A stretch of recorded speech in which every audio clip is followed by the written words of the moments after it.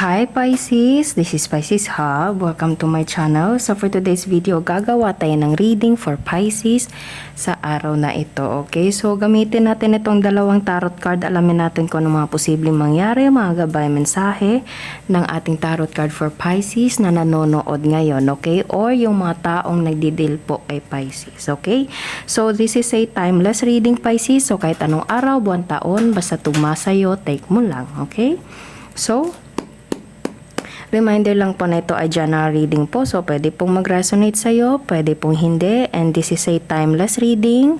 So, kahit anong araw, buwan, taon, basta tugma sa'yo, take mo lang po. Okay? Magtugma kay Pisces o yung mga taong nagdidil kay Pisces po. Okay? So, shuffle din natin to. Alamin natin kung ano yung mga messages po for Pisces sa araw na ito. Mga gabay mensahe, mga posibleng mangyari for Pisces sa araw na ito. Any messages po for Pisces na nanonood ngayon, mga gabay mensahe, mga posibleng mangyari for Pisces sa araw na ito. Any messages po? Oh, there's a concern and there's an imprisonment. Merong nag-iisip ng malalim Pisces. Iniisip or parang yun, parang sobrang pag-iisip. Okay, yung feeling ko ito yung parang mental state, okay, na kumbaga parang yung sobrang pag-iisip, yung iniisip mo yung pwedeng concern or something, or pwedeng there is someone na iniisip, okay, may pag-iisip, okay, concern and imprisonment. So pwedeng ikaw yung nag-iisip Pisces, or you're dealing with someone na malalim kung mag-isip, parang ganun po. Okay, so ano pa ito? Any messages po for Pisces sa araw na ito?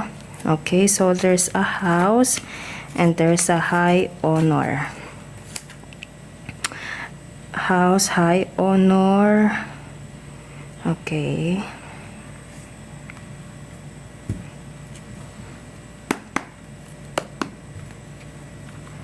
Any yun. There's a Knight of Wands.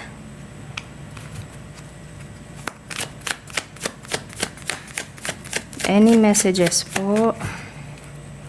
There's something na parang iniisip mo Pisces, or iniisip ng taong kasama mo. Okay, ng taong dinitil mo.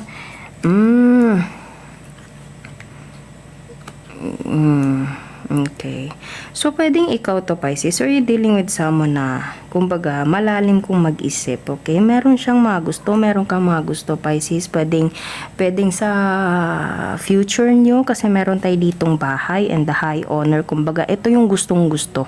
Gustong-gusto niya talaga to, or gustong-gusto mo talaga to para sa buhay nyo. Okay?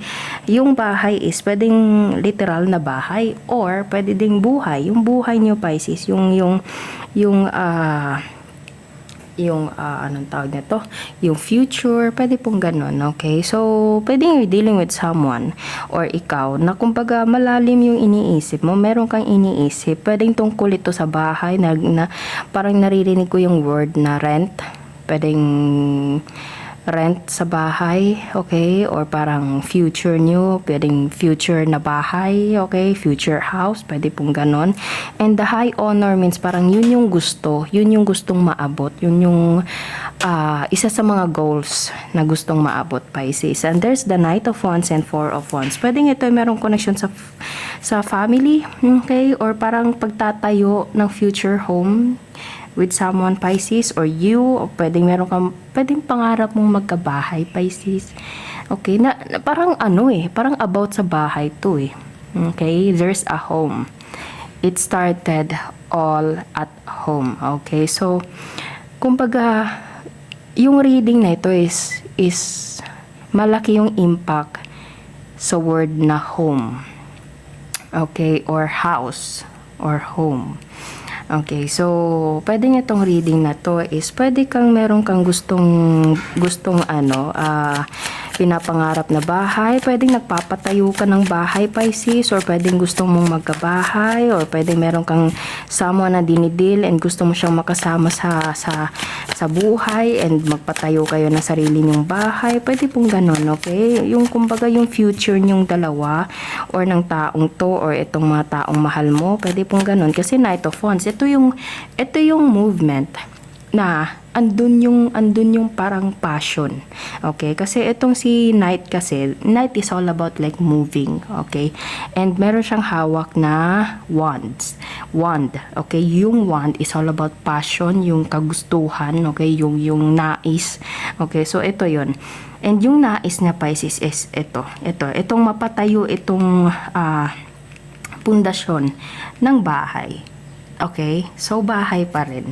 Okay, so ano po ito? Ano pa? Anong messages pa po for Pisces? Pwede nyo dealing with a fire sign, Aries, Leo, Sagittarius dito, Pisces, ano?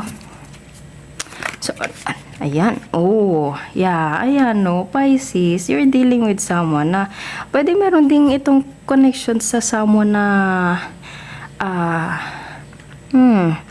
sobrang importante mo. Pwede ding merong kasal, Pisces. Okay, pwede merong kasal. Pwede meron itong parang pagsasama. Ayan, no, nakikita nyo, dalawa sila.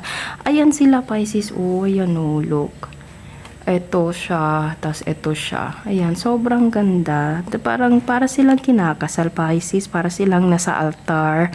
Okay, or pwedeng live-in partner mo na to, or boyfriend, girlfriend, or asawa mismo, partner, kung sino man, or pwedeng family member, pwedeng mga kapatid, nanay, tatay, or kung sino man na sobrang lapit sa buhay mo, Pisces. And these people or this person is ito yung parang gusto mong makasama sa future house nyo na gagawin yung home. Okay, ang ganda ng okay, so pwedeng meron lang kayong iniisip about tungkol sa bahay, pwedeng nagpapatayo na kayo and may mga bagay na kailangang ayusin or anything. Basta meron tayo ditong concern, okay, ganito, ito, tapos ito, ganyan. So, it's all about home, house, future house. Pwede pong ganon, okay?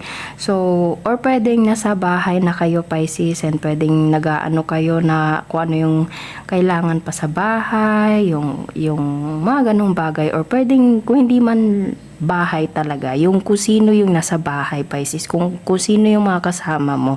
Okay, so pwedeng meron kayong kailangang ayusin para mas maging maganda, magaan yung pagsasama nyo sa bahay. Okay, so pwede pong ganon. Okay, so meron kayong dito, and pwedeng maaayos nyo naman to, Pisces. Okay, kung ano man itong concern na nandito, pwedeng ito meron connection again sa bahay, okay, or sa buhay, or sa home nyo, okay. Pero matutugunan, maaayos naman to, Pisces, kasi yung willingness ng taong to or mo, okay, is andun yung passion, andun yung kagustuhan, andun yung nais, okay. And yung nais nyo, yung nais mo or nitong taong to is 4 of Wands and 2 of Cups. 2 of Cups is a soulmate card, okay? 2 of Cups is a union ng dalawang pusong nagmamahalan. Wow. Pero pwede pong ganun, okay? So, this is someone na you're dealing with na gusto kang makasama habang buhay, Pisces, okay? In a long term, okay? In a parang yung plano nyo sa future nyo, ito yung gusto nyo, Pisces. Okay, so ang ganda. Kung ano man itong concern na iniisip nyo, dinidin yung dalawa, maaayos din yan. Kasi parang pareho kayo ng gusto eh. Okay, meron lang siguro mga different opinions, different views, pero maaayos din yan. Okay, maganda yung tatlong cards natin dito. Okay, so pwede you're dealing, meron tayo ditong dalawang signs, fire sign, Aries, Leo, Sagittarius, water sign, Pisces, Cancer, Scorpio. Pwede ding earth sign kasi nasabi ko siya, Taurus, Virgo, Capricorn po. Okay? So, yun po ang ating reading for Pisces sa araw na ito. Naway nagustuhan niyo po. Huwag niyo po sanang kalimutan na mag-like at mag-subscribe po sa ating channel and click the bell button para ma-notify po kayo sa next videos na i-upload natin. Okay? So, thank you, Pisces, and God bless!